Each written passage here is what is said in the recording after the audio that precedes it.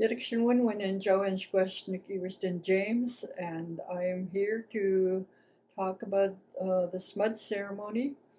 And we smudge with mountain sage, buffalo sage, and uh, eagle sage. And we use any form of container with a little fan, and we light it up with our wooden. I always encourage people to use wooden matches rather than big lighters. And then over here, there's the mixture of cedar and sage, and lights up. You can do that, and then there's juniper. Juniper you can use in using it as uh, you put it in boiling water and let it simmer for during the day, and the same with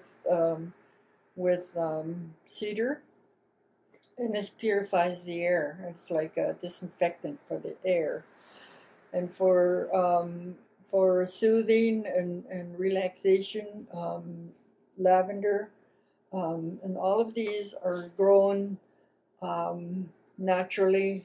You go up to Botany for some, and then the eagle sage you go to Merritt, and the buffalo sage you go where buffaloes are, and there's some in Merritt. The mountain sage you grow all over the mountains.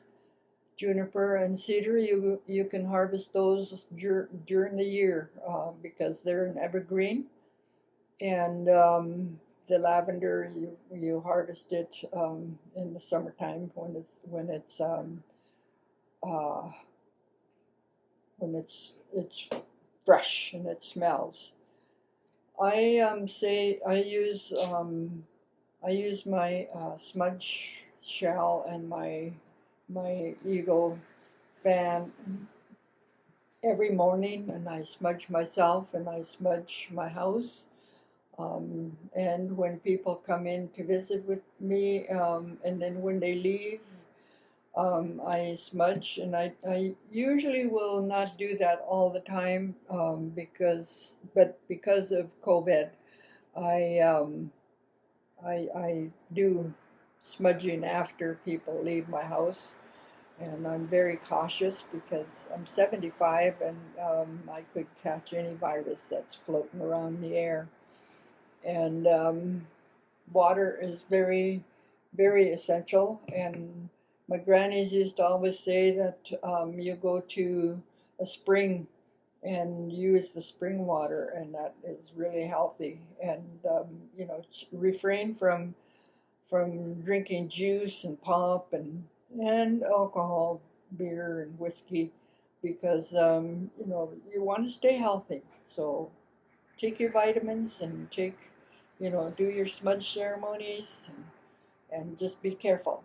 And that's all I have to say. All my relations.